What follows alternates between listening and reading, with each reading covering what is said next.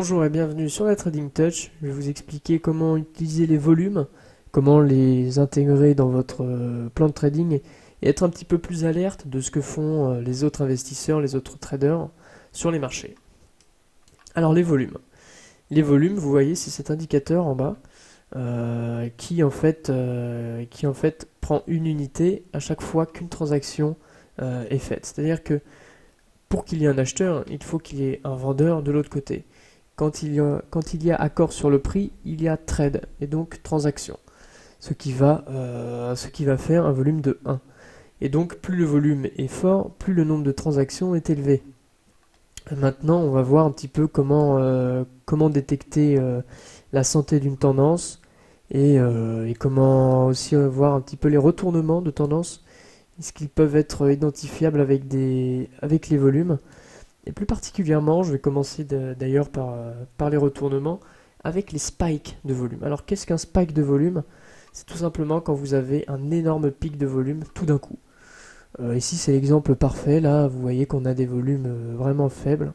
Et tout d'un coup, bim, on a un énorme volume qui est fait, donc c'est sur ce chandelier. Et vous voyez que ici la hausse était vraiment puissante. Et ensuite, ça conditionne un petit peu le titre et l'oblige à retracer à la baisse, à corriger.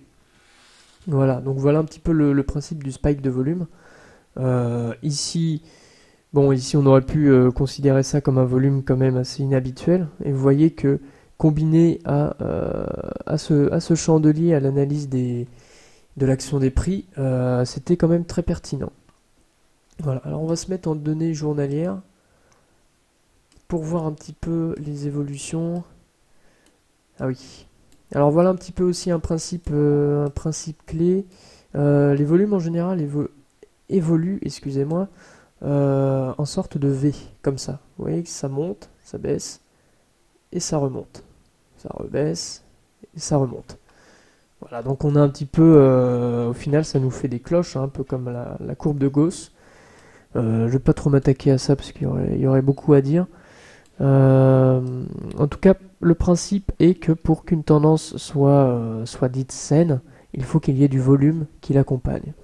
Donc par exemple, pour une tendance à la hausse, on va aimer avoir des volumes relativement élevés. Alors là, c'est pas un excellent exemple, quoique. Ici, vous voyez quand même, on a des volumes assez importants et puis on commence à monter, voilà. Même si en même temps les volumes, eux, commencent plutôt à baisser. Je vais tracer la flèche, voilà, il baisse à peu près jusque là. Et on voit que les cours après retracent à peu près 1,61 je pense de Fibo, voire les 50%. Et donc voilà, la tendance n'était pas complètement saine puisque les volumes étaient en baisse. Maintenant ici, vous voyez que les volumes ici sont plutôt à la hausse et on a tendance à monter. On a même fait un gap ici, un gap de rupture. Bon, on est après allé recorriger un petit peu, mais voilà, rien d'énorme. Donc voilà un petit peu comment utiliser les volumes dans votre approche de trading. Merci.